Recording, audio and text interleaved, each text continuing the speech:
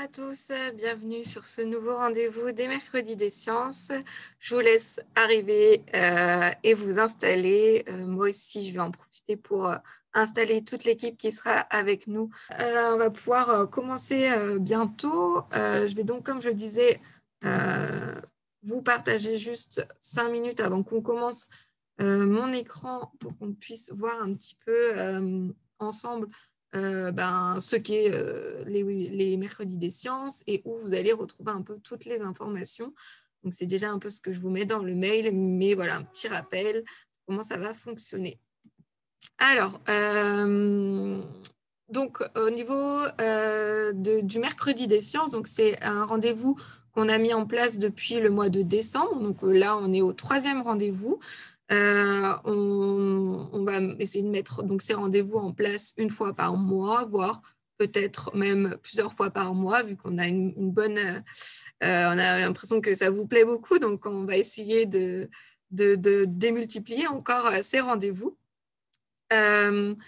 Donc, une fois par mois, normalement, sur une thématique différente avec en présence en fait, d'un nouvel expert. Toutes les autres thématiques qui ont déjà été abordées en décembre et en janvier, vous les retrouverez, vous retrouverez les replays. Hop, alors, je vais vous mettre comme ça je vois. Sur notre chaîne YouTube. Donc, les 2 replays précédents sont déjà disponibles pour ceux qui n'étaient pas présents ou qui n'avaient pas pu voir tout en entier. Donc, tout, et bien sûr, celui d'aujourd'hui aussi sera présent ensuite d'ici quelques jours sur la chaîne YouTube. Vous allez aussi retrouver toutes les informations, notamment tout le PDF des présentations, ainsi que des ressources complémentaires qui sont ajoutées à la fois par l'expert qui vient vous présenter à chaque fois, mais aussi Stéphane et son équipe. Donc, toutes ces ressources sont à retrouver du côté du manuel numérique Max pour les enseignants donc, dont les élèves utilisent les manuels Belin Éducation. Là, c'est vraiment la seule spécificité qu'on fait pour les utilisateurs Belin. Donc, vous avez accès au manuel numérique Max au lycée. On y retrouve, en fait, c'est notre nouveau manuel numérique. On y retrouve tous les manuels de lycée qui ont été faits en 2019 et 2020, donc notamment ceux d'SVT et d'enseignement scientifique. Et donc là, par exemple, je suis sur le manuel d'SVT terminal et on voit bien ici, j'ai toute ma partie à la une. Donc cette partie, elle est sans cesse mise à jour avec des nouvelles ressources. Et donc, notamment, c'est dans cette partie-là que vous retrouverez toutes les ressources en lien avec les mercredis des sciences. Donc là, par exemple, on peut voir qu'on a les ressources du webinaire du mois dernier. Par exemple, ici, à chaque fois, ces ressources sont rattachées à un chapitre du manuel, donc le chapitre auquel il se rattache. Et donc, voilà, on fait bien le lien avec le programme scolaire de cette discipline-là et de ce niveau-là. Et enfin, vous avez aussi la page de notre site, donc des mercredis des sciences, sur laquelle vous retrouvez à chaque fois les liens pour vous inscrire, vraiment le focus sur le prochain webinaire. Et on a aussi déjà mis un petit peu de teasing pour les prochains webinaires, si vous voulez déjà prendre note. Les inscriptions s'ouvriront à chaque fois, s'ouvrent plus ou moins une dizaine de jours avant. Donc voilà, n'hésitez pas à revenir d'ici la fin mars pour le prochain webinaire avec Guillaume Lecointre pour venir vous inscrire. Et donc sur cette page, vous retrouvez aussi à la fois le lien qui vous renvoie de nouveau sur le manuel Max et de nouveau les vidéos vers la page YouTube et les replays des webinaires. Voilà pour ce petit focus. Et moi, bien sûr, je reviens aussi vers vous par mail d'ici demain avec le replay du webinaire. Et voilà. Et les liens aussi, si jamais, vers le manuel numérique Max, tous les liens disponibles. Et je reste aussi à disposition si vous avez la moindre question suite à ce webinaire pour que ce soit par rapport à max aux ressources, ou que ce soit par rapport vraiment à la présentation, n'hésitez pas. Donc, vous avez mon mail à me recontacter. Et moi, si jamais, je redonnerai les questions à Stéphane, à Samuel ou à Céline en fonction. Et, voilà. Et pareil, donc si jamais là, donc notre webinaire va se diviser en 2 parties. La première, ce qui sera donc la présentation de Céline. On enchaînera donc sur une partie ensuite de questions-réponses. Bien sûr, on n'aura peut-être pas forcément le temps de répondre à toutes les questions. Donc, si une question est restée en suspens et que vous souhaitez vraiment avoir la réponse, n'hésitez pas ensuite à me la redonner par mail. Voilà, je pense que je vais pouvoir donc laisser la parole et l'écran à Céline. Et voilà. Eh bien, parfait. Bonjour à tous et à toutes. Hop, je partage mon écran. Est-ce que vous le voyez bien? Est-ce que c'est bon? Oui, génial, super. Super, Merci. parfait. Est-ce que vous voyez ma souris ou pas? Aussi, oui. Eh bien, c'est fantastique. Donc, bonjour à tous et à tous. Je suis très heureuse de me trouver ici parmi vous pour vous parler des apports de la génétique pour comprendre l'évolution de l'humanité. Donc, aujourd'hui, on va s'intéresser à cette question de comment est-ce que l'étude de nos génomes, nous, d'Homo sapiens, va permettre de répondre à cette grande question qui finalement est un petit peu très classique dans l'histoire humaine et dans l'esprit humain, qui est quelle est l'origine d'Homo sapiens. Finalement, de dire que de tout temps, Homo sapiens a cherché à connaître ses origines, c'est un début de dissertation un petit peu bateau, mais peut-être que pour une fois, c'est pas tout à fait faux. Et on a plein de méthodes pour essayer de comprendre d'où on vient, plein de méthodes et plein de sciences de différentes disciplines scientifiques. Moi, je vous propose qu'on s'intéresse à juste l'apport de la génétique aujourd'hui. De toute façon, en ce temps limité, on ne peut pas tout brasser. Alors déjà, si notre objectif est de reconstituer l'histoire d'Homo sapiens à partir de données génétiques, on a quand même une première question qui est déjà comment est-ce qu'on définit Homo sapiens? Et là, je vais quand même prêter un petit peu attention à ce que disent mes collègues préhistoriens. On peut avoir une définition paléanthropologique avec juste l'étude des fossiles humains de ce que c'est qu'un Homo sapiens. Et généralement, les paléanthropologues vont définir Homo sapiens grâce à la présence de traits dérivés spécifiques de cette espèce. Par exemple, la présence d'un menton est un trait dérivé spécifique à Sapiens. Mais là, on va avoir différentes écoles au sein de cette discipline. Certains qui vont considérer qu'à partir du moment où on a un des traits dérivés spécifiques à Sapiens, on est un Sapiens, et d'autres qui vont considérer qu'il faut avoir l'ensemble des traits dérivés spécifiques à Sapiens pour être considéré comme un Sapiens. Et suivant la définition qui est choisie, certains vont dire qu'Homo sapiens, le plus ancien représentant, a été retrouvé au Maroc et date d'il y a environ 300 000 ans, donc c'est Djebel Iroud, qui possède quelques-uns des traits dérivés spécifiques à Sapiens, et d'autres vont considérer en revanche que l'espèce humaine est beaucoup plus récente, qu'elle date d'environ 200 000 ans et qu'elle a été retrouvée en Éthiopie. Moi, je vous ai dit, je vais vous parler de génétique.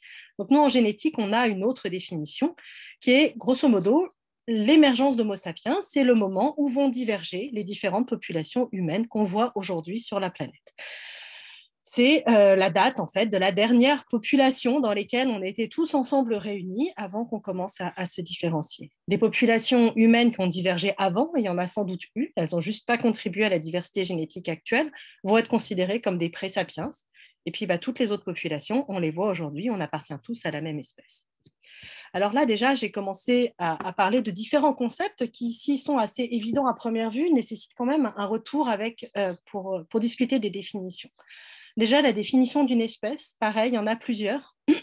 Celle qu'on utilise en génétique est celle d'Ernst Mayr, et ça va être un groupe de populations qui sont réellement capables de se croiser entre elles ou qui peuvent potentiellement le faire. Avec cette définition, un ours brun et un ours blanc appartiennent à la même espèce, tandis que typiquement, un cheval et un âne n'appartiennent pas à la même espèce. J'ai parlé ici de population. Qu'est-ce que c'est qu'une population? Là aussi, c'est une définition qui n'est pas forcément... on a plusieurs sens en population, mais en génétique des populations, la définition qu'on va utiliser, c'est celle d'un ensemble d'individus qui se croisent plus souvent les uns avec les autres qu'avec des membres d'autres populations. C'est-à-dire que cette espèce est structurée et qu'on a une structure qui est constituée de barrières au flux de gènes, de barrières au mariage, de barrières au croisement. Alors ces barrières, elles en existent d'une infinité de formes. Il y a évidemment les barrières qui sont de type géographique. On va plus facilement trouver un conjoint qui habite géographiquement proche de nous qu'un conjoint qui habite de l'autre côté de la planète. On le voit génétiquement, on est plus proche génétiquement de gens qui sont du même continent, du même pays, du même canton, parfois même du même village, que de gens qu'on va retrouver dans des régions géographiques différentes. Il y a une étude génétique qui a été faite sur l'Angleterre qui montre une structuration géographique extrêmement fine et précise qui arrive effectivement à aller jusqu'au niveau du canton ou du village, avec les membres du même village qui sont un peu plus proches les uns des autres que de villages éloignés. Donc là, on va avoir une population qui va être des habitants de tel ou tel village. Mais l'espèce humaine n'est pas qu'une espèce animale, c'est aussi une espèce humaine donc, qui possède une culture, et ces éléments culturels vont là aussi définir un certain nombre de barrières au flux de gènes. Alors, ces barrières au flux de gènes, ça va être de type linguistique. On va plus facilement épouser, faire sa vie avec quelqu'un qui parle la même langue qu'une langue différente. Évidemment religieuse, mais on va avoir aussi dans certains pays des systèmes de caste qui vont faire qu'au sein du même lieu géographique vont coexister plusieurs populations. Alors, la définition d'une population qu'on va choisir, en fait, souvent, ça va être en fonction de la question qui est posée. Est-ce que tel ou tel paramètre géographique, tel ou tel paramètre culturel va ou non constituer une barrière au flux de gènes? Mais une fois que j'ai parlé de ces définitions de population, et qu'on voit qu'on peut en définir de plein de sortes quand on s'intéresse à l'humanité, on peut quand même se poser la question de l'impact de cette structuration en population sur la diversité génétique humaine. Et quand on regarde précisément, qu'on compare le génome d'individus qui viennent de populations partout autour du monde, on voit qu'au final, on a une diversité génétique qui va se répartir de façon intrapopulationnelle et très peu interpopulationnelle. Si on prend l'ensemble des positions variables du génome, on va retrouver des variants qui vont être partagés entre les populations et variables au sein d'une même population pour 85% à peu près de ces variants. Typiquement, on va avoir dans une population des gens qui possèdent l'allèle grand A, des gens qui possèdent l'allèle petit a, et dans une autre population, parfois très éloignée géographiquement, d'autres gens qui vont posséder l'allèle grand A et d'autres personnes qui vont montrer, eux, l'allèle petit a.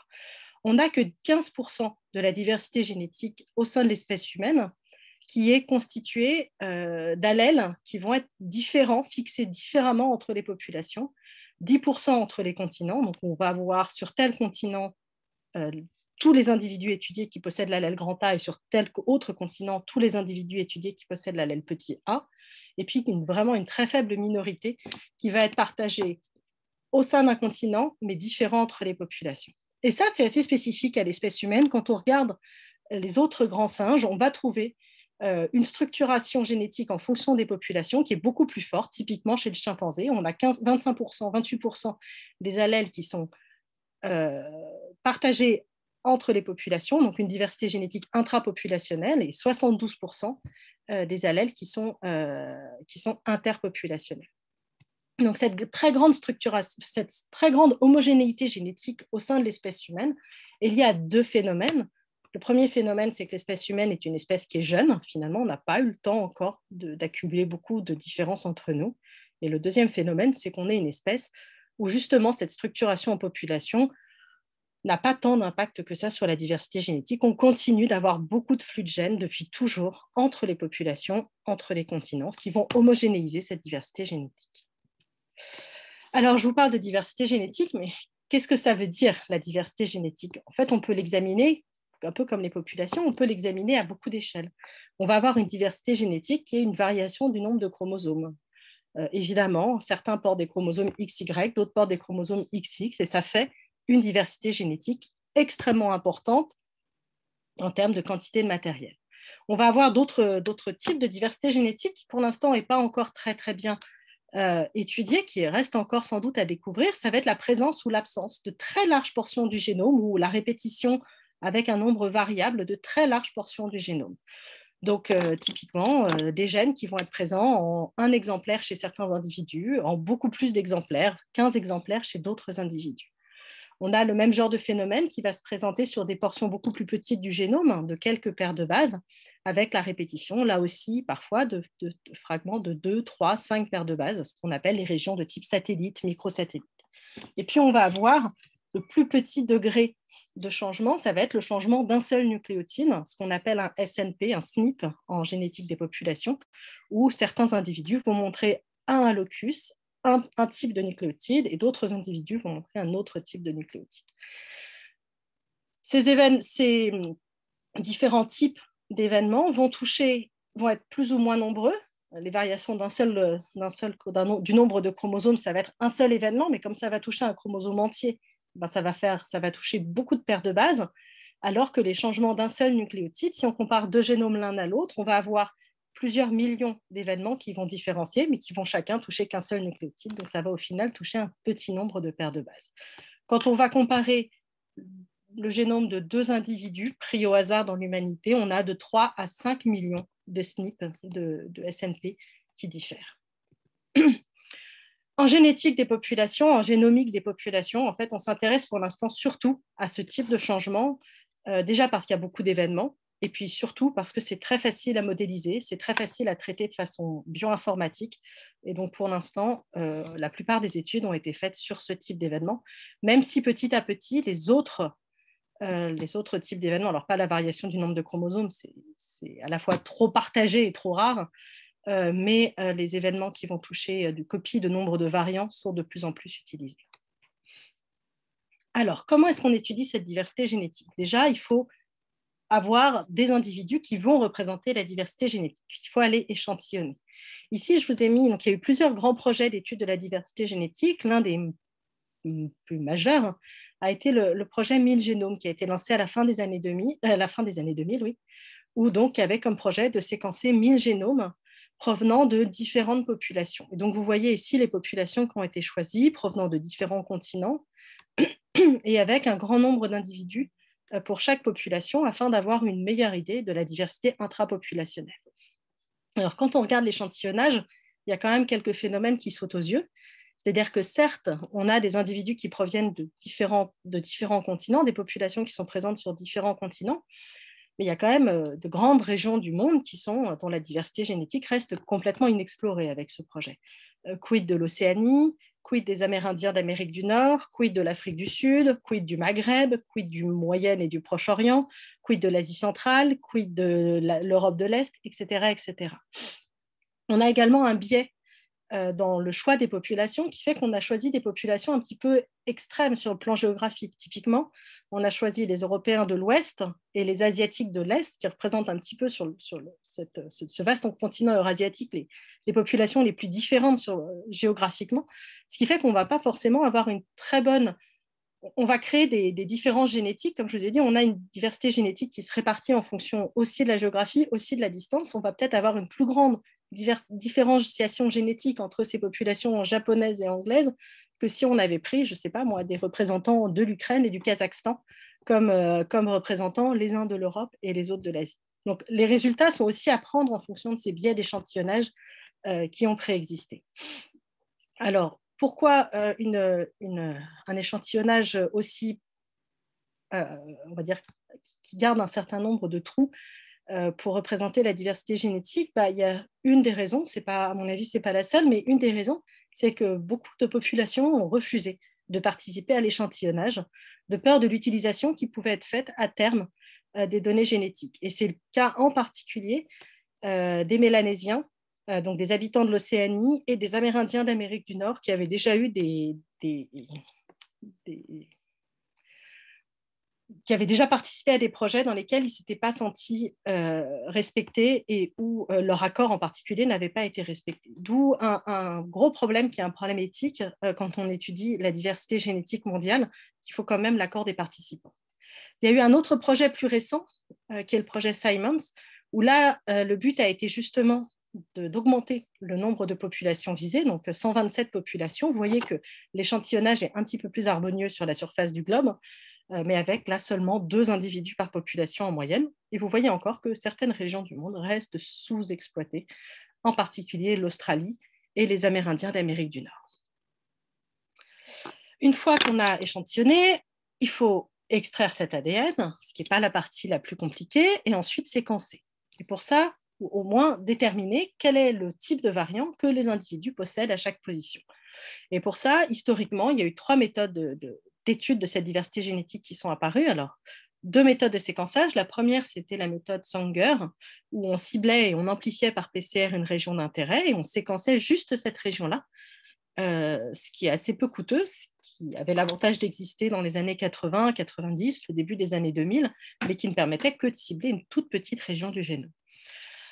Les autres méthodes qui ont été développées dans les années 2000, c'est des méthodes de type puce à ADN, où on allait regarder sur un certain nombre de positions connues pour varier sur le génome, l'allèle qui était porté par l'individu qu'on étudiait. Et puis les nouvelles méthodes de séquençage ont conduit à séquencer le génome entier, sachant que quand on séquence le génome entier, on a quand même 999 sur 1000 positions qui sont identiques à la séquence de référence, puisqu'on n'a qu'à peu près une position sur 1000 qui varie dans le génome humain.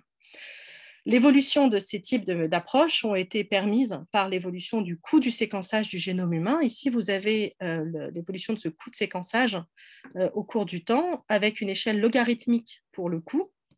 Vous voyez, quand le génome humain a été publié en 2001-2002, on était à des coûts de séquençage qui étaient de l'ordre de 100 millions de dollars par génome. Aujourd'hui, on est à un coût de séquençage qui s'approche de 1000 dollars par génome. Donc, c'est cette chute drastique du coût de séquençage lié à l'arrivée de nouvelles technologies qui a permis ainsi d'établir, enfin de nous permettre d'avoir des études sur la diversité génétique à l'échelle du génome et puis à l'échelle de tel ou tel marqueur. Alors, une autre méthode, une autre approche qui a été permise par cette évolution des coûts de séquençage, c'est l'étude de l'ADN ancien. C'est-à-dire non seulement étudier la diversité génétique des gens qui vivent actuellement sur Terre, mais aussi de s'intéresser à la diversité des génétiques de leurs ancêtres, voire de diverses populations qui ont existé et qui ont disparu sans donner de descendants. Ici, je vous ai mis une carte qui représente l'emplacement de l'ensemble des échantillons pour lesquels des données génétiques, des données génomiques ont été obtenues, des échantillons anciens pour lesquels des données génomiques ont été obtenues. Vous voyez qu'il y a quand même un très fort centre d'intérêt autour de l'Europe de l'Ouest, lié à la fois à une question de préservation. L'ADN n'est pas une molécule immortelle. On va surtout avoir de l'ADN ancien pour des régions qui sont froides ou tempérées, et puis pour les régions qui sont beaucoup plus chaudes, comme typiquement les régions tropicales, on ne va pas pouvoir remonter très loin dans le temps, seulement quelques milliers d'années. On a un ADN qui est dégradé, qui est de courte taille, et puis en plus, on a un vrai problème de contamination, à la fois par l'ADN environnemental, c'est-à-dire quand on extrait l'ADN d'un os qui est resté dans le sol pendant 2 milliers d'années, on va surtout extraire l'ADN des micro-organismes du sol et pas forcément l'ADN humain. Et puis, on a aussi un vrai problème de contamination par l'ADN humain, le nôtre ou celui des différentes personnes qui ont pu manipuler ces échantillons en amont, ce qui diminue quand même la possibilité, la faisabilité de ces études. Mais il y a quand même un immense intérêt, c'est que ça donne accès donc, à cette diversité génétique dans le passé. On peut identifier les mouvements de population, les événements de métissage entre populations qui sont produits, corréler ça à des événements historiques repérés par l'histoire ou par l'archéologie. On peut aussi avoir accès à des génomes de populations disparues, alors ce qui n'est pas forcément vrai. Il y a très peu de populations qui ont réellement disparu depuis les 10 derniers milliers d'années. Mais on le voit par exemple au Paléolithique qu'on a eu beaucoup de populations, beaucoup d'individus dont on a séquencé le génome et qui ont une diversité génétique qu'on ne retrouve pas dans les populations actuelles. Puis l'autre intérêt que ça peut avoir, c'est que ça nous donne une idée de l'évolution dans le temps de la diversité génétique. En particulier quand on a des variants qui sont associés à un phénotype, comprendre quand ce phénotype a émergé et comment il a évolué en fréquence au cours du temps. Donc la plupart de ces études ont été faites sur l'Europe de l'Ouest pour des raisons de conservation, comme je vous le disais précédemment, et puis parce que la plupart des laboratoires d'ADN anciens sont dans des pays qui sont en Europe de l'Ouest, et donc qui se sont intéressés aux échantillons qu'il y avait autour d'eux en particulier. Alors, qu'est-ce qu'on apprend quand on étudie cette diversité génétique? Ici, je vous ai présenté, donc, à partir des données du projet Simon, vous savez, celui où on avait beaucoup de populations qui étaient échantillonnées avec très peu d'individus, donc beaucoup de populations, ça explique pourquoi l'arbre étant tout petit.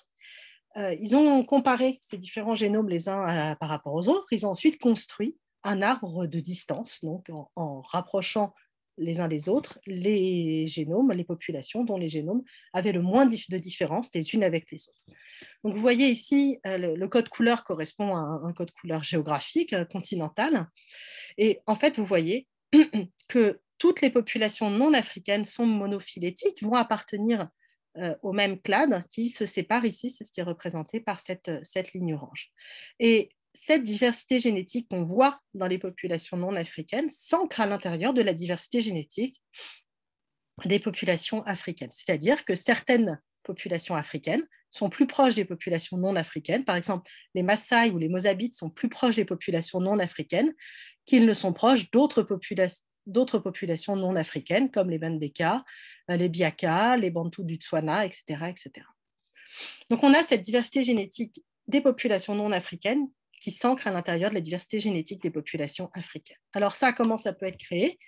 La première, ce que nous dirait de la génétique des populations, de la phylogénétique classique, ça serait de dire que ça montre une origine africaine de Sapiens. Mais on peut avoir un autre phénomène qui est si on a beaucoup de flux de gènes importants, enfin des flux de gènes, entre des populations eurasiatiques. Même si, gardons quand même en tête qu'une fois que les populations humaines, enfin que l'humanité est allée peupler les Amériques, ces populations amérindiennes n'ont eu que très peu de contact avec les autres populations non africaines, en tout cas jusqu'à Christophe Colomb. Pareil pour l'Océanie, on a des populations qui se sont retrouvées relativement isolées ensuite au cours du temps, ce qui enlève quand même une certaine en tout cas qui diminue l'importance de cette hypothèse. On peut aussi, pour étudier cette origine d'Homo sapiens, utiliser le phénomène de la dérive génétique, c'est-à-dire le fait qu'au fur et à mesure des générations, on a une variation des fréquences alléliques qui est purement aléatoire. Est-ce que je vais ou pas transmettre tel ou tel allèle? Donc, il y a la recombinaison au moment de la méiose, ou peut-être je vais juste mourir par hasard avant d'avoir pu transmettre cet allèle à mes descendants. Donc, si on prend ici, je vous ai mis une population de 8 individus, 8 spores de champignons. À la génération 1, on a une répartition des allèles noirs et blancs qui est à peu près de 50-50. On a plein de gamètes qui sont formés. Puis, par hasard, seulement certains d'entre eux vont donner naissance à la génération 2, puis seulement certains d'entre eux vont donner naissance à la génération 3, ce qui fait, vous voyez, qu'au bout de quelques générations, on a une prédominance d'un allèle sur l'autre allèle, de la fréquence allélique de l'allèle blanc par rapport à l'allèle noir. Puis si on imagine une autre population dans laquelle on a le même genre de phénomène, ben, ce n'est pas forcément les mêmes allèles qui vont par hasard survivre à cette dérive génétique. Et donc, dans une autre population, à la génération 3, on aura une prédominance de l'allèle noir sur l'allèle blanc. Et donc, en étudiant cette dérive génétique, on peut voir comment, quand des populations divergent, elles vont accumuler des allèles qui sont différents. Et on a un phénomène qui est plus la population est de petite taille, plus la dérive est forte. Effectivement, si par hasard cet allèle n'est pas transmis, si je meurs avant de transmettre ma diversité génétique à la génération suivante, si je suis 1 sur 100, ça a plus d'impact que si je suis 1 sur 1 million.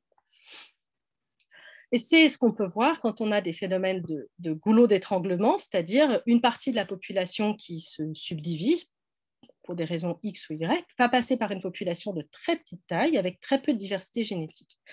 Pendant ce temps-là, dans la population initiale, l'impact sur la diversité génétique de la perte de ces quelques individus aura été mineur.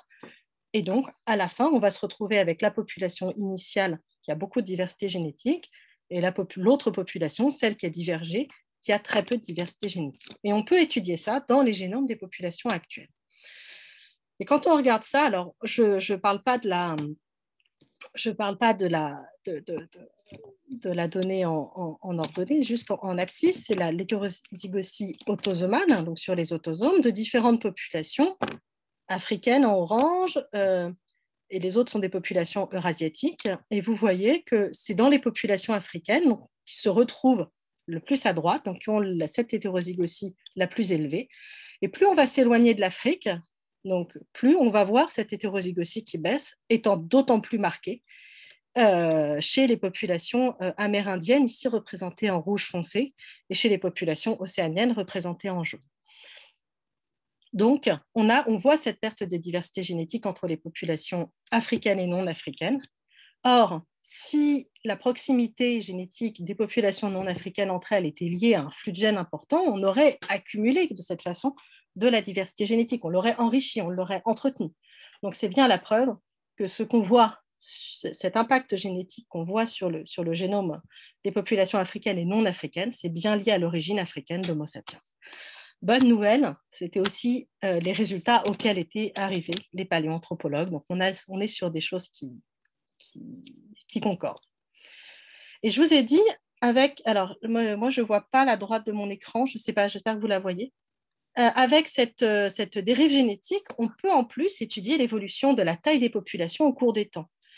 Pour faire simple, quand on est sur des populations de petite taille, on a peu de diversité génétique, donc on a peu d'allèles. Quand on va remonter dans le temps, au lieu de descendre, mais quand on va remonter dans le temps, on va se rendre compte que beaucoup d'allèles qui existent dans les populations de grande taille, dans lesquelles la dérive génétique est relativement faible, vont, si la population est passée par une période avec une petite taille, vont coalescer, vont avoir des ancêtres communs à ce moment-là. Donc en étudiant le rythme de coalescence des allèles, on peut reconstituer la diversité génétique dans le temps. Et donc, et donc la taille des populations, alors ce qu'on appelle les populations efficaces, c'est-à-dire la population modèle qui a le même taux de dérive génétique que les populations réelles. Quand on fait ça sur différentes populations humaines, on se rend compte que certaines d'entre elles ont vécu un événement extrêmement marquant il y a à peu près 50, 70 000 ans. Vous voyez, on le voit ici sur cette population représentée en beige, qui est représentée par cette flèche grise-là, qui est une population française. Ici, les autres populations sont des populations africaines. Et quand on regarde des populations non africaines, donc ici, françaises représentées en turquoise, Han, c'est asiatique de l'Est représentée en rouge, mélanésienne de Nouvelle-Guinée représentée en bleu, Irula, je ne sais plus, je crois que c'est Asie du Sud, mais je ne suis pas sûre, représentée en violet, Yakout, c'est Asie centrale en vert, Mixée, c'est amérindienne en jaune. Vous voyez qu'elles ont toutes vécu ce même goulot d'étranglement. En revanche, les populations africaines, elles, ont vécu des histoires démographiques qui étaient différentes à ce moment-là, certaines étant en population de taille constante, d'autres ont vécu un tout petit goulot d'étranglement, mais beaucoup plus faible et pas exactement à la même période. Donc on voit ce goulot d'étranglement partagé par toutes les populations non africaines et qui signe un événement majeur dans l'histoire de l'humanité, c'est la sortie d'Afrique, quand à partir d'une population africaine, un petit groupe qui est passé par une taille de population efficace de toute petite taille, de quelques dizaines de milliers d'individus, est sorti d'Afrique et a donné naissance à l'ensemble des populations non africaines. Et puis quand on remonte plus dans le temps, on voit que toutes ces populations non africaines avaient vécu la même histoire démographique, c'est l'histoire de ce petit groupe qui est sorti d'Afrique. Et quand on remonte encore plus dans le temps, on voit que l'ensemble des populations humaines, avant cette flèche gris foncé ici, ont vécu toutes à peu près la même histoire démographique aussi, ce qui signe là ce que nous, en génétique, on va appeler l'émergence d'Homo sapiens. Avant, toutes ces populations humaines qui ont vécu ensuite des histoires démographiques différentes, toutes étaient dans la même population, toutes partageaient exactement les mêmes ancêtres communs à ce moment-là. Donc, si on regarde la date de ce moment, de cette flèche gris foncé, en génétique, on a une date qui est aux alentours de 250, 300 000 ans avant le présent, avec énormément de marge d'erreur qui peuvent exister, qui dépendent du taux de métissage qu'il y a pu y avoir sur toutes ces périodes-là, qui ont pu réhomogénéiser au cours du temps. Mais voilà, on est sur une date d'apparition d'Homo sapiens autour de 250-300 000 ans quand on regarde juste sur les données génétiques. Donc, on obtient cette date et puis on obtient surtout ce résultat qu'on est très nombreux hors d'Afrique aujourd'hui, mais tout ce peuplement de l'Eurasie, etc., et des autres continents, ne provient que d'un seul événement majeur de sortie d'Afrique. Il n'y a pas eu plusieurs sorties d'Afrique différentes qui se sont produites. Il y en a eu une seule, en tout cas une seule, qui a donné naissance aux Homo sapiens qui vivent actuellement hors d'Afrique. Donc, sur cette partie-là, vous voyez, je reviens sur mon graphique du départ. On avait les paléoanthropologues qui se posaient des questions entre Djebel Irhoud, Homo Kibish, quand émerge Homo sapiens. Nous, en génétique, on est sur des dates qui sont un petit peu intermédiaires entre ces dates paléoanthropologiques. Cependant, il y a plein de questions qui se posent encore, en particulier sur la manière dont Homo sapiens a émergé en Afrique. Est-ce que c'est une petite population, là, qui est représentée par cette flèche jaune, qui a donné naissance à l'ensemble de l'humanité, ou est-ce qu'on avait plusieurs populations qui, au gré des ouvertures, fermetures de territoires liées à des événements climatiques, par exemple, ont pu se réunir et partager ensemble leurs allèles, voilà, on a plein d'hypothèses. C'est un champ qui est extrêmement dynamique en ce moment, en tout cas un champ d'hypothèses qui est extrêmement dynamique. Pour l'instant, on ne sait pas encore très bien comment cette espèce a pu émerger. Et puis une autre question qui se passe, dont je ne parlerai pas du tout parce que je ne vais pas du tout en parler aujourd'hui, mais c'est la question du métissage avec des espèces archaïques locales. On sait qu'Homo sapiens n'était pas tout seul en Afrique à ce moment-là. De la même façon qu'Homo sapiens a pu se métisser hors d'Afrique avec Néandertal, avec Denisova, est-ce qu'il a pu se métisser en Afrique avec des espèces archaïques locales? Et le problème, je vous disais, l'ADN ancien ne se préserve pas très bien dans les climats chauds, donc on ne peut pas l'étudier directement comme on a pu le faire en Eurasie. Et puis, autre question, donc on a cet événement de sortie d'Afrique, on ne sait pas très bien quel a été le chemin, est-ce qu'il y en a eu un seul, est-ce qu'il y en a eu plusieurs? Est-ce qu'on a un chemin qui est passé par l'Arabie Saoudite et puis avec un peuplement après via le Moyen-Orient? Est-ce qu'on a un chemin qui est passé par le Proche-Orient? On voit des traces d'Homo sapiens au Proche-Orient, mais elles sont beaucoup plus anciennes, 100 000 ans, donc beaucoup plus anciennes que cette date-là de divergence des différentes populations. Donc, et de ce goulot d'étranglement. Donc, on a encore beaucoup de questions qui s'ouvrent à ce niveau-là. On en parlera, j'espère, à un autre séminaire, mais il se pose aussi la question de la manière dont sont faits les métissages avec les autres espèces humaines qui vivaient hors d'Afrique à ce moment-là. Et puis, il y a également beaucoup de questions qui se posent sur le peuplement de l'Asie, vu qu'il semblerait qu'on ait eu plusieurs chemins de peuplement ensuite en Asie, en particulier un qui aurait été plutôt côtier et qui aurait donné naissance aux populations mélanésiennes actuelles, et un autre qui aurait été plutôt continental et qui aurait donné naissance aux populations asiatiques de l'Est actuelles. Donc encore beaucoup de questions à ce niveau-là, que moi je suis certaine la paléogénétique en particulier vont permettre de résoudre. Et puis vous voyez ici, je vous ai mis une carte que j'ai trouvée avec la densité humaine en 2015 sur les différents continents. Et ce qu'on voit, c'est que des humains, il y a très peu de régions qui sont grises en fait, où on a 0 habitants par kilomètre carré. Il y a des régions qui sont peu peuplées, mais des humains, on en a grosso modo partout sur la planète, alors même qu'on a des environnements qui sont extrêmement différents.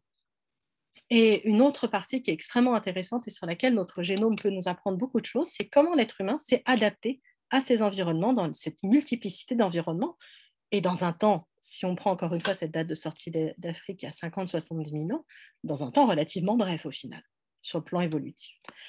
Et donc, si on regarde l'ensemble de ces individus, on voit des phénotypes qui sont extrêmement différents. Alors, il y a un exemple qui est souvent cité comme adaptation à l'environnement, c'est l'adaptation à la quantité d'UV qu'on reçoit. Effectivement, quand on est proche des tropiques, et en particulier en milieu ouvert, on va recevoir beaucoup plus d'UV. Alors, les UV, c'est très bien pour certains aspects, parce que ça va nous permettre de synthétiser de la vitamine D et donc d'éviter le rachitisme. Et c'est beaucoup moins bien pour d'autres aspects. Alors, il y a l'aspect, effectivement, développement de cancer de la peau, qui est assez prégnant, mais ça n'a pas forcément un impact évolutif majeur, puisque généralement, quand on développe un cancer de la peau, c'est après l'âge de la reproduction. En revanche, on a pu mettre en évidence que les UV détruisaient l'acide folique, qui est un acide qui est extrêmement important pendant le développement embryonnaire. Et donc, potentiellement, des femmes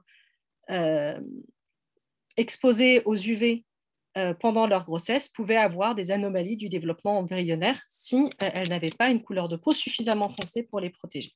Donc, on a cette balance qui doit se créer dans le corps sur la quantité d'UV qui sont reçues et qui se traduit par une multiplicité de couleurs de peau liées à l'endroit où les ancêtres de ces individus habitaient. Mais bon, c'est une très vaste question, je ne vais pas rentrer dans les détails. Il y a un autre exemple qui est extrêmement intéressant, c'est la question de l'altitude. C'est-à-dire que des êtres humains vivent pour certains au bord de la mer et d'autres vivent à plusieurs milliers de kilomètres d'altitude. Or, dans ces différents environnements, la pression partielle en oxygène va être très différente. Et on le sait, nous qui vivons, enfin moi en tout cas, je vis plutôt en bas. Quand je vais dans des endroits avec une très très haute altitude, je ressens ce qu'on appelle le mal des montagnes, un problème d'adaptation lié au fait que physiologique, j'ai du mal à capter l'oxygène. Or, on voit des adaptations génétiques. Si on compare le génome d'un Tibétain et d'un individu de population Han, donc d'Asie de l'Est, ils sont assez proches génétiquement, il n'y a pas beaucoup de différence. C'est la même histoire populationnelle, grosso modo. Mais quand on va comparer leur génome, on va voir dans le génome du Tibétain une pression de sélection extrêmement importante, donc qui est représentée ici sur ce Manhattan plot, qui montre la puissance de la sélection sur différentes positions le long du génome. Et vous voyez ici en rouge, sur le chromosome 2, une région où il y a le gène EPAS1 où il y a une mutation qui a été fortement sélectionnée. qui est présente à 0,8%, ce variant avec une délétion de 3 paires de bases est présente à 0,8% chez les Han, donc chinois, et 63% chez les Tibétains. De façon assez intéressante, une autre population qui subit exactement la même pression de sélection, c'est les habitants des Andes.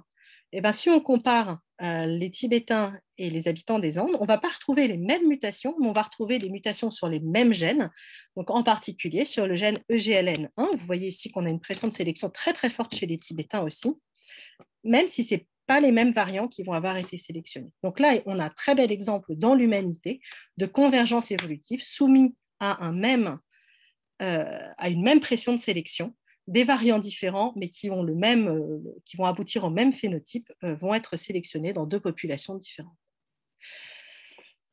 Mais l'être humain a aussi cette caractéristique de ne pas être uniquement soumis à son environnement, mais de créer aussi son environnement par la culture. Et un joli exemple de création d'environnement, c'est l'alimentation. Toutes ces populations que je montrais précédemment ont des diètes, ont des alimentations, des régimes alimentaires qui sont très différents et parfois qui peuvent être extrêmement opposés. Si on prend l'exemple d'un Indien, où on va avoir beaucoup d'Indiens qui sont végétariens, donc avec une alimentation qui est très riche en protéines d'origine végétale et très peu de protéines d'origine animale, et un Inuit qui, au contraire, lui, va consommer quasiment uniquement des protéines d'origine animale.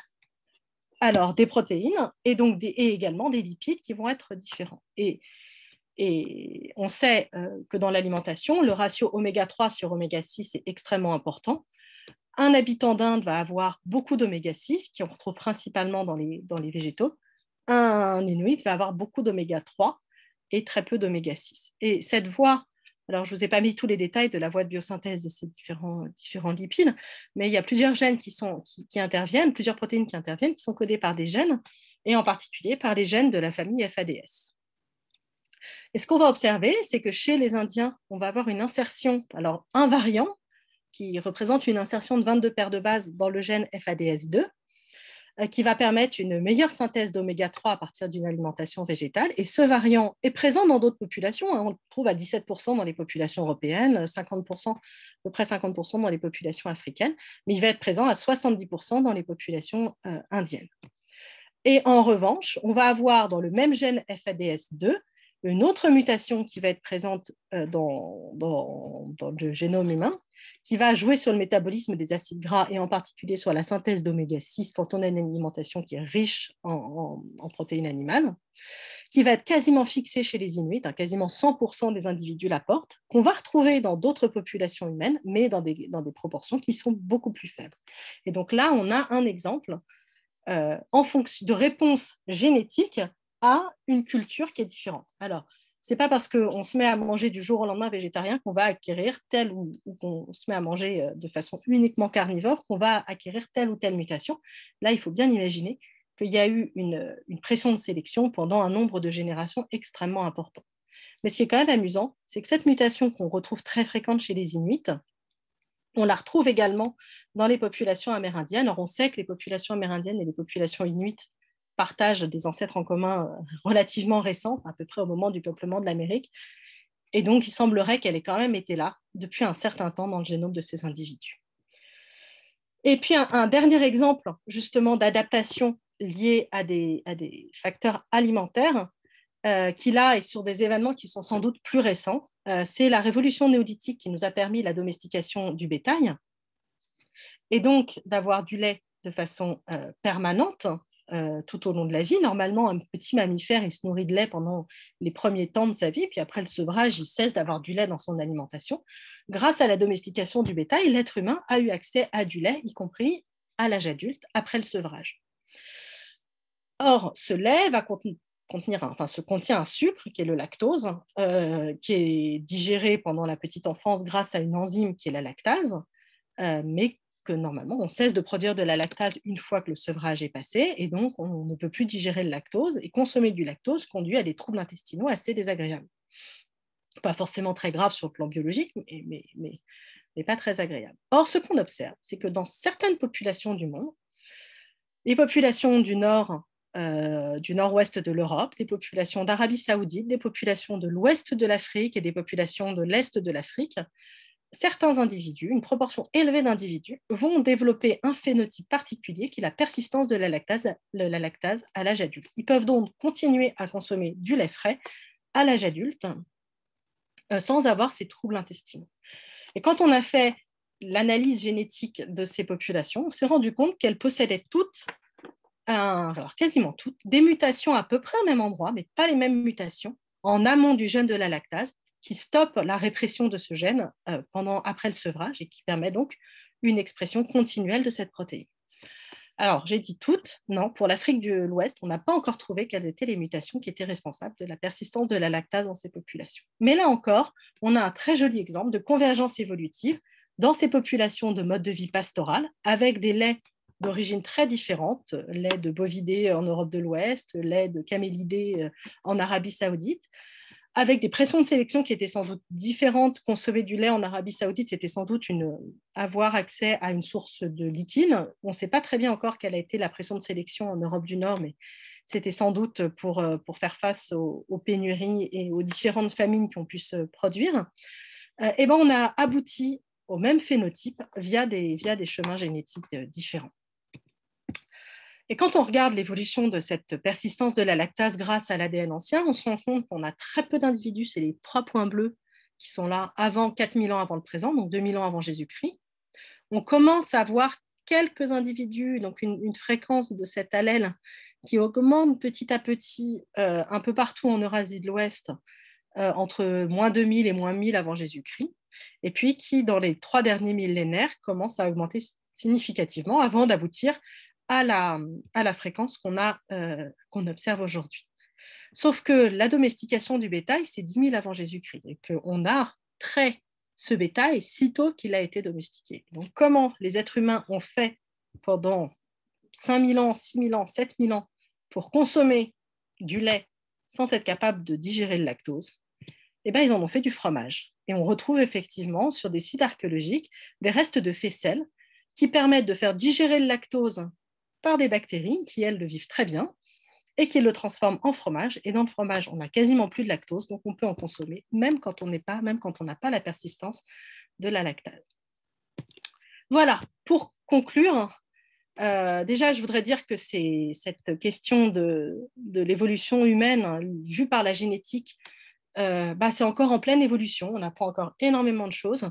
Et le séquençage des génomes complets, la multiplication des populations et des individus pour lesquels on a des génomes complets et l'exploration de la diversité génétique dans le passé rapportent et remettent en cause, en tout cas permettent d'approfondir ces questions de façon quasiment continuelle. Donc, c'est forcément une conclusion qui est partielle, ou des conclusions qui sont partielles.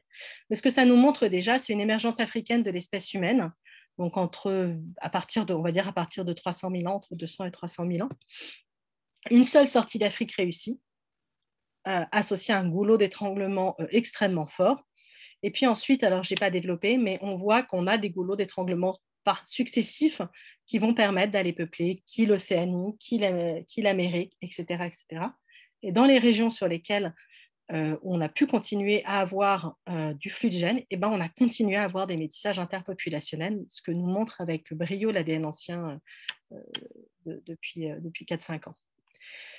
Et on voit que l'être humain s'adapte à plein d'environnements différents, s'adapte dans son génome, s'adapte par sa culture et s'adapte ensuite biologiquement à sa culture. Mais peut-être le point que je voudrais souligner, c'est on n'a pas qu'une adaptation biologique à des environnements différents. On peut aussi avoir une adaptation culturelle. Je l'ai abordé pour la question de la faisselle qui permet de consommer du lait, même quand on n'est pas persistant de la lactase.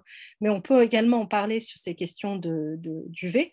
Quand on n'a pas assez d'UV pour faire de la vitamine D, on peut aussi en avoir dans l'alimentation. Alors, c'est l'exemple des Inuits qui consomment justement beaucoup d'huile de foie de morue, mais on peut aussi, nous, l'acquérir par l'alimentation. Et puis, quand on a trop d'UV, on peut, comme font les Australiens d'origine anglaise, qui n'ont pas un teint de peau qui est totalement adapté à l'Australie, ils mettent beaucoup de crème solaire et c'est aussi une façon de s'adapter à un environnement, mais cette fois-ci par la culture et pas par la biologie. Voilà, il reste plein de questions, je vous ai dit, sur comment a émergé l'espèce humaine en Afrique, une seule population, plusieurs populations. Est-ce qu'il y a des traces de sorties d'Afrique qui sont plus anciennes? mais qui aurait échoué, en tout cas qui n'aurait pas contribué à la diversité génétique actuelle. Également sur la diversité génétique des autres espèces du genre Homo, mais qui ne sont pas Homo sapiens, et quelles ont été nos relations avec elles. Alors, on en parlera, j'espère, lors d'un prochain séminaire. Et puis aussi, toute cette question de quelles ont été les histoires populationnelles ailleurs partout dans le monde depuis le Paléolithique, qui est un sujet très à la mode en ce moment. Et puis, ces différentes adaptations biologiques et culturelles, on a cité quelques exemples, mais le travail ne fait que commencer. Il y a beaucoup d'autres études et analyses qui pourraient être faites et qui sont en cours. Et puis également, et ça c'est un sujet peut-être via mon laboratoire qui me tient particulièrement à cœur, mais c'est bien mieux comprendre comment la biologie humaine a pu interagir avec la culture humaine dans les deux sens. Voilà, donc on parlera de ces deux sujets-là plus tard. Et puis, peut-être quelques sources bibliographiques, en tout cas quelques livres vers lesquels vous pouvez vous tourner. Alors, ce n'est pas parce que je fais partie du laboratoire d'Evelyne Meyer, et ce n'est pas pour cirer ses chaussures que je l'ai dit, mais son livre est vraiment très, très bien. Donc, justement, il retrace comment la génétique peut nous permettre de comprendre l'histoire de l'humanité.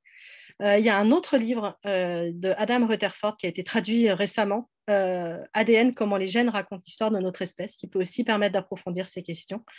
Et puis, j'ai cherché des revues qui sont en anglais là, cette fois-ci, mais qui peuvent permettre de se poser aussi ces questions-là sur la première partie. Donc, ces deux revues-là, si ça vous intéresse. Et puis, pour la deuxième partie sur l'adaptation, j'ai trouvé ces deux sources bibliographiques. Voilà, je vous remercie. Et donc, si vous avez des questions, je vous écoute. Merci beaucoup Céline et en effet n'hésitez pas donc à poser vos questions. Stéphane et Samuel du coup sont là aussi pour sélectionner les questions et pour pouvoir les redire aussi à voix haute et faire la modération. Donc voilà, merci. On utilise la discussion, Violaine, on utilise le fil de discussion pour les questions? Oui. D'accord. En tout cas, pour le moment, c'est de beaucoup de merci.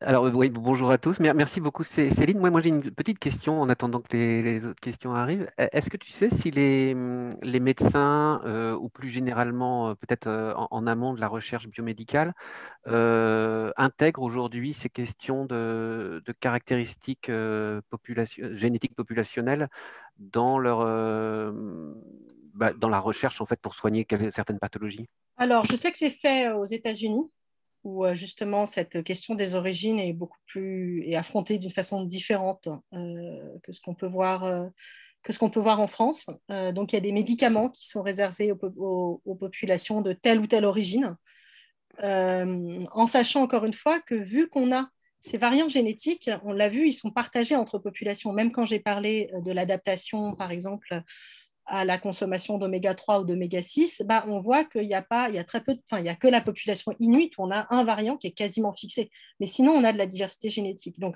ce n'est pas forcément parce qu'un tel a une origine de tel pays qu'on va pouvoir partir du principe qu'il a tel variant génétique.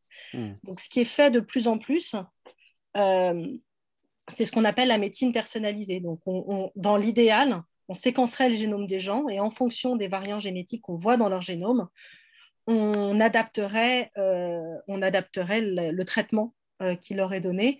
Parce que là, je vous ai parlé d'alimentation, je vous ai parlé d'adaptation à l'environnement. Il y a également le traitement la manière dont les médicaments agissent et dont ils sont traités par le foie, qui est extrêmement lié à notre génome. Et donc, certaines doses peuvent être quasiment inefficace chez un individu parce que très vite son foie va dégrader le médicament, alors qu'on va quasiment atteindre la dose poison chez un autre individu qui va le stocker et le dégrader beaucoup moins vite. Donc il y a vraiment cette question de l'impact entre diversité génétique et traitements qui sont faits. Mais à mon sens, ce n'est pas via ce qu'on sait de l'origine populationnelle des gens qu'il faudrait le faire, mais plutôt en séquençant leur génome. Alors, il y a... C'est plutôt l'individuel, c'est ça, plutôt individuel que populationnel. Voilà, tout à fait. Alors, oui, il y a des questions sur les SNP. Il y a une auditrice qui dit qu'elle n'a pas bien compris la différence entre SNP et allèle. Alors, des allèles, on peut en avoir de différents types. Le fait que moi, j'ai 2 chromosomes X et qu'une autre personne ait un chromosome X et un chromosome Y, on peut dire que c'est un allèle. L'allèle XX et l'allèle XY. Un allèle, ça peut être 15 répétitions de TA à telle position, alors qu'un autre individu va avoir 27 répétitions de TA à cette même position. Donc, un SNP, c'est une position sur laquelle on va pouvoir avoir plusieurs allèles, mais avec juste un nucléotide qui change, sachant que la définition d'allèle, c'est tout ce que j'ai mis dans la diversité génétique qui vont être chacun potentiellement des allèles. Mais c'est vrai qu'on a plutôt l'habitude, quand on parle de diversité génétique, de ne s'intéresser qu'au SNP, et tous les résultats que j'ai présentés ont été des résultats qui ont été, alors à part peut-être ceux sur l'adaptation, mais sinon tous les résultats sont des résultats qui sont associés à un allèle de type SNP, enfin, sur une position qui a un SNP.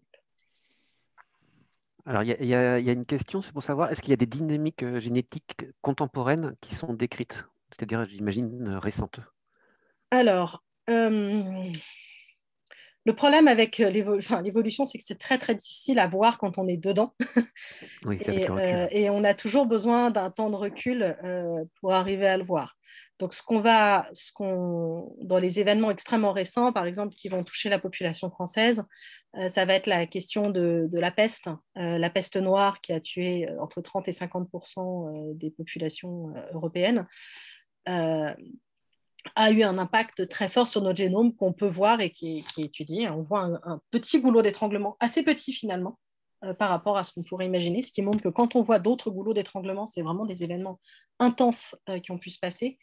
Pareil, ce qu'on va considérer comme quasiment contemporain, c'est l'évolution démographique, donc l'augmentation de la taille des populations qui date depuis le début du néolithique, donc à part cet événement de peste noire au milieu. Mais on ne voit pas forcément dans nos génomes les événements les plus récents. Après, ensuite, on pourrait imaginer qu'on a plus de métissage aujourd'hui qu'autrefois, même si l'étude de l'ADN ancien montre qu'on a eu des très forts événements de métissage qui ont pu se passer dans le passé avec une influence sur notre diversité génétique qui est très, très élevée. Alors, on a une question intéressante. Les conclusions ne sont-elles pas intimement liées au mode d'échantillonnage? Autrement dit, comment définir une population? Alors, question. Ouais, tout à fait. C'est ce que j'ai essayé d'aborder.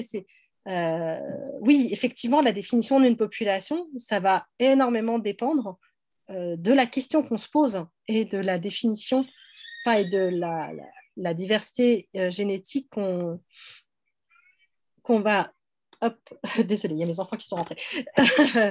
de la diversité génétique qu'on va observer.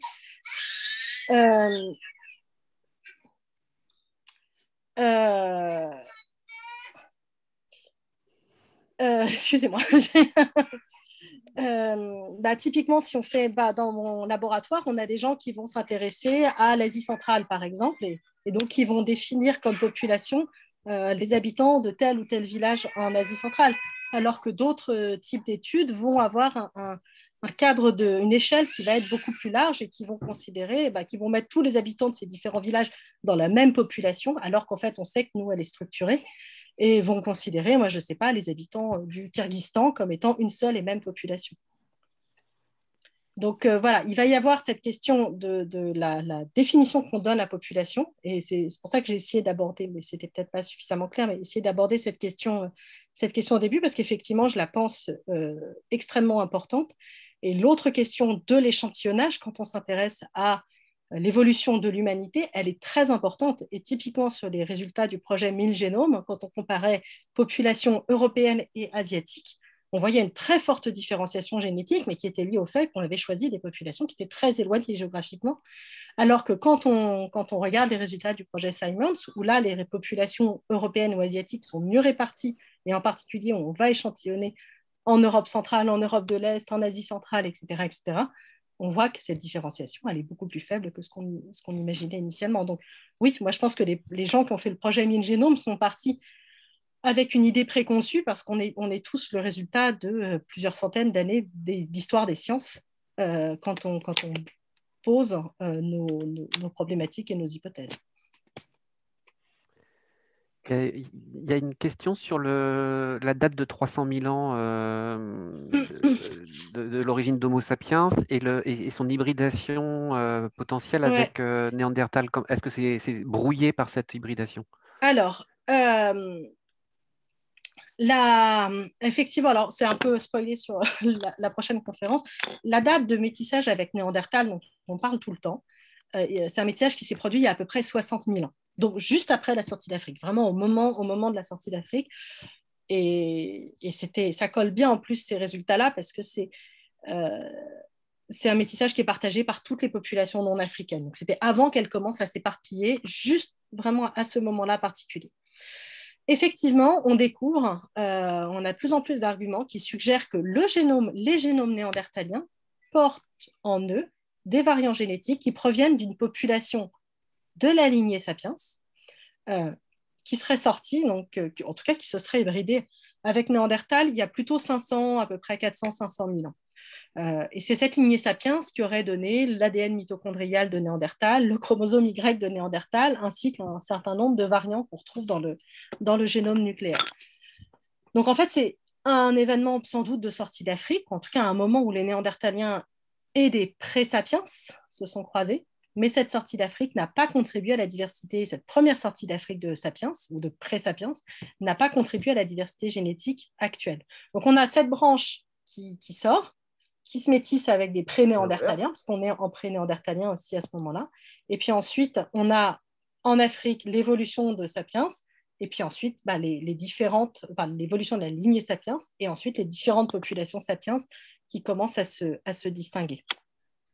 C'est donc un argument en faveur d'une sortie qui n'aurait pas laissé de traces, quoi. Exactement, qui se serait éteinte sans donner de descendants. D'accord. Alors, je vois également la question sur l'insertion de 22 paires de bases. Est-ce que le cadre de lecture est touché? Je ne me rappelle plus. Je n'ai pas fait attention à cette question. Donc, effectivement, il faudra que je vérifie et je vous dirai ça. Il y a des questions sur d'autres pressions de sélection, notamment le delta F508 de la mucoviscidose. Est-ce qu'on sait si le choléra aurait pu exercer une pression de sélection? Je ne connais pas grand-chose sur cette mutation-là en particulier, donc je ne voudrais pas dire de bêtises. J'ai vu qu'effectivement, c'était une hypothèse, mais je préfère ne pas répondre parce que je ne sais pas. On a des exemples comme ceux que tu nous as montrés sur l'alimentation, mais qui toucheraient plutôt à des contacts avec des agents infectieux? Ah oui, des mutations qui sont associées alors, à peu près la moitié des pressions de sélection qu'on voit dans le génome humain sont sans doute sont des pressions de sélection qui vont toucher les gènes du système immunitaire ou des gènes qui interviennent d'une façon ou d'une autre dans l'infection. Donc oui, on a également des exemples. Ensuite, c'est extrêmement difficile a posteriori de comprendre quel était le pathogène qui a pu causer cette pression de sélection, puisque souvent les pathogènes vont toucher les mêmes cibles à la surface des cellules ou vont influer sur les mêmes exemples. Il y a une mutation qui est assez connue parce qu'elle est, un allèle qui est assez connu parce qu'il est très répandu en Europe. Et on le voit qui augmente en fréquence principalement, enfin on le voit, il est absent, cet allèle est absent des populations mésolithiques, néolithiques en Europe, alors qu'aujourd'hui il est présent alors, en fonction des populations entre 30 et 70% des populations européennes.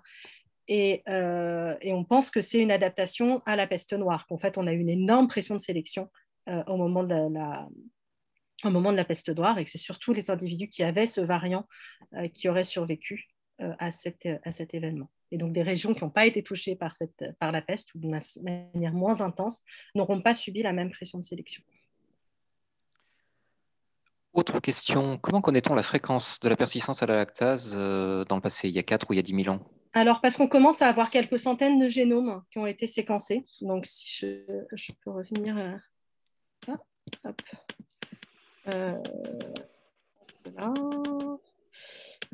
Voilà, on l'a estimé. Donc, chacun des points bleus ici correspondent à des individus pour lesquels on a cette région de la lactase qui est couverte par des données génétiques, et les points bleus foncés, c'est les individus qui ont la mutation persistance de la lactase. Et donc, c'est à partir de ce ratio-là qu'on va estimer la fréquence de la persistance de la lactase.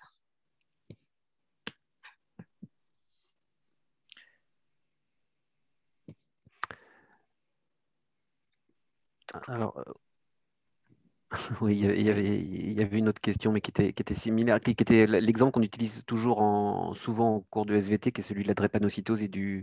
et du paludisme. Est-ce que ça te semble toujours logique d'utiliser cet exemple? De ce que je sais, ça reste un exemple. La science derrière n'a pas évolué, donc je pense que c'est un exemple qui est assez pédagogique. Après, voilà, il y en a d'autres. Le problème qu'on a, c'est que c'est assez rare, en fait,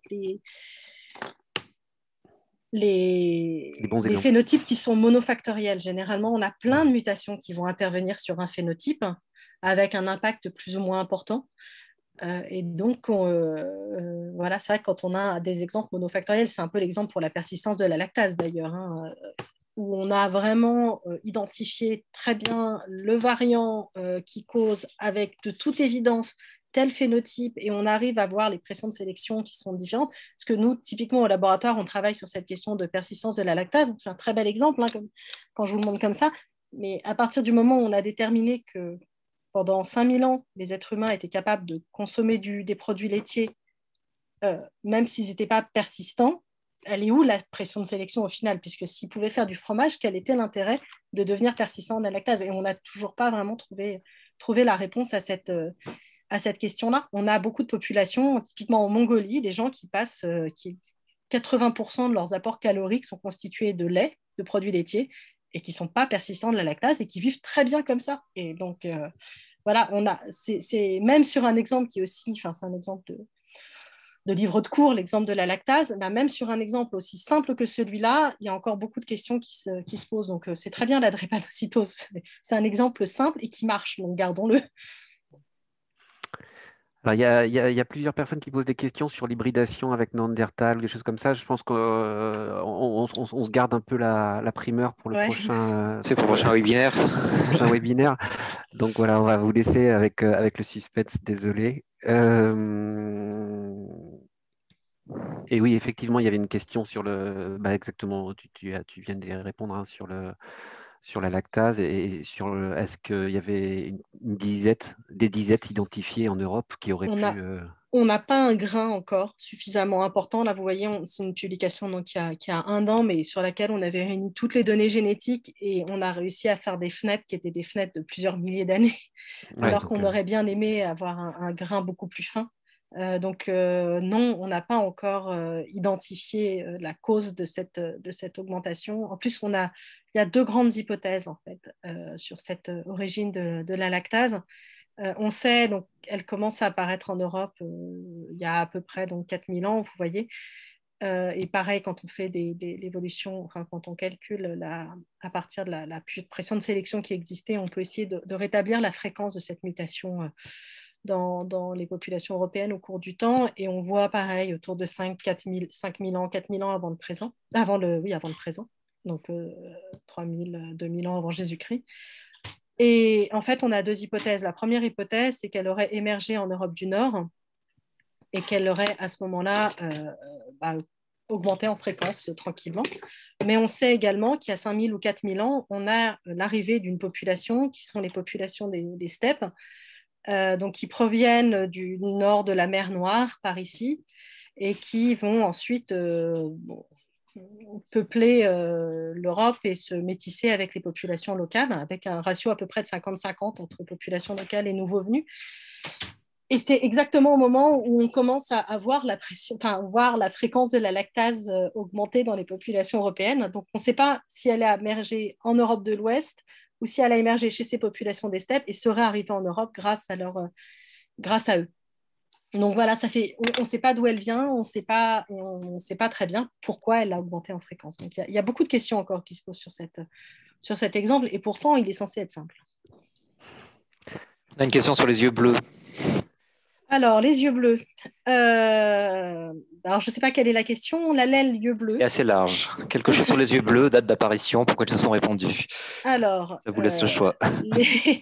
Les yeux bleus, c'est un allèle qu'on voit de façon relativement ancienne chez les chasseurs-cueilleurs européens. Et c'était quasiment fixé chez les chasseurs-cueilleurs européens À part ceux qui sont vraiment au bord de la Méditerranée, on a un peu plus de diversité génétique, mais tous les autres, que ce soit en France, en Allemagne, au Luxembourg, en Autriche, en Russie, en Scandinavie, et même certains donc, en Espagne ou en Italie, portent cet allèle yeux bleus. Donc, il semblerait que c'était quelque chose donc, de relativement ancien. La date d'apparition précise de cette mutation, je ne connais pas, mais on le voit à partir donc, de 12 000, 13 000 avant le présent. On ne le voit pas chez des chasseurs-cueilleurs anatoliens du Levant, du Caucase, etc. etc. Depuis cette période-là, il s'est passé deux grands événements démographiques. Le premier grand événement démographique, c'est le néolithique, donc qui commence il y a 10 000 ans au Proche-Orient et qui va se diffuser progressivement on attend, c'est 5 000 ans en Scandinavie qu'il arrive seulement, donc ça met vraiment du temps, qui va se diffuser grâce à la migration de populations qui pratiquent l'agriculture et l'élevage. Ces populations-là, elles ont les yeux foncés et les cheveux foncés, mais la peau claire, alors que les chasseurs-cueilleurs européens avaient a priori plutôt la peau foncée. Ils vont se métisser, et donc on retrouve après, dans les périodes subséquentes du néolithique, après ce métissage, des individus certains qui portent l'allèle yeux bleu, d'autres qui ne portent pas l'allèle yeux bleu. Et il se passe un troisième événement dont je vous ai parlé, c'est l'arrivée des populations des steppes, où là aussi, qui sont issus d'un métissage entre ces anciens chasseurs-cueilleurs de l'Est de l'Europe, ouest de la Russie, puis d'autres populations qui venaient du Caucase. Bref, tout ça est toujours très compliqué, mais qui portent aussi en assez grande fréquence cet allèle yeux bleu et qui vont donc arriver en Europe, principalement d'abord en Europe du Nord, et donc passer un petit peu par Pologne, Allemagne, France, et ensuite, dans un deuxième temps, se répandre plus vers l'Espagne et l'Italie. Et donc, il y avait aussi l'allèle yeux bleus. Donc, les gens qui portent des yeux bleus aujourd'hui ont hérité de cet allèle de très lointains chasseurs-cueilleurs locaux ou de ces populations des steppes qui sont arrivées de façon un peu plus récente. À partir de là, c'est très difficile de savoir s'il y avait une pression de sélection. Certains suggèrent qu'il y aurait une pression de sélection sexuelle. Mais j'ai un peu envie de dire la pression de sélection sexuelle, c'est ce qu'on sort à chaque fois quand on ne sait pas très bien. Pas d'hypothèse. Voilà, quand on n'a pas d'hypothèse. Donc, parce que l'idée d'avoir un allèle récessif, alors dans cette théorie-là, moi je ne suis pas fondamentalement, je pense que c'est juste de la dérive aléatoire, à mon sens, et on voit juste des mouvements de population dont je vous ai parlé. Mais dans l'hypothèse de pression de sélection sexuelle, c'est que les hommes auraient eu tendance à choisir des femmes qui portaient donc des allèles dérivés, donc en particulier les yeux bleus, comme ça, en fonction de l'allèle que portaient leurs enfants, enfin du phénotype de leurs enfants, ils pouvaient savoir si l'enfant était bien d'eux ou pas. Effectivement, si eux avaient les yeux bleus et leur femme aussi, si l'enfant avait les yeux marrons, ça pouvait potentiellement signer un adultère. Donc, ça pourrait être une hypothèse. Je pense que c'est cette question de diffusion de population répond mieux au patron qu'on voit actuellement de diffusion de ces yeux bleus. Peut-être une dernière question. Est-ce que les brassages actuels entre populations sont plus significatifs qu'avant? Existe-t-il des hypothèses d'homogénéisation génétique compte tenu de ces brassages? Alors, en fait, donc, ce que je vous disais, c'est que c'est assez compliqué de voir L'actuel? De voir l'actuel et de comparer avec ce qui a pu se passer dans le passé. Et puis, brassage de population, ça dépend aussi avec des populations qui ont quel éloignement génétique. Typiquement, si on regarde les populations françaises et italiennes, par exemple, elles sont relativement proches génétiquement et avec le degré d'inférence qu'on a sur les génomes anciens, pour l'instant, on n'arrive pas vraiment à voir ce type de différenciation. Donc, moi, une des questions qui m'intéresse, c'est est-ce que le développement de la société celtique est lié ou pas à des migrations de population? On n'a juste pas le grain qui permet de différencier des populations de l'âge du fer ou de l'âge du bronze française, du territoire français et du territoire allemand pour tester cette question-là. Donc, je ne pense pas que ce soit significatif, sachant qu'en plus, on a eu déjà dans le passé, on voit ces événements de très très très fort migration et métissage qui sont là par contre typiquement par rapport à l'ampleur de la migration néolithique ou de la migration des populations des steppes, on est sur sur des échelles qui sont complètement différentes. Donc, par rapport à ça, non, c'est clairement moins significatif. Par rapport à ce qui a pu se passer depuis, on va dire, les 5000 dernières années, on n'a pas le grain dans le passé pour pouvoir répondre à cette question-là. Enfin, la migration néolithique, on a 90% du génome des néolithiques moyens qui proviennent de ces populations anatoliennes. La migration des populations des steppes, c'est 50% du génome en France, plus même dans les régions du Nord, et total en Angleterre et en Irlande, qui est remplacé par les nouvelles populations migrantes. Donc, on a vraiment un impact majeur de ces événements migratoires dans le passé.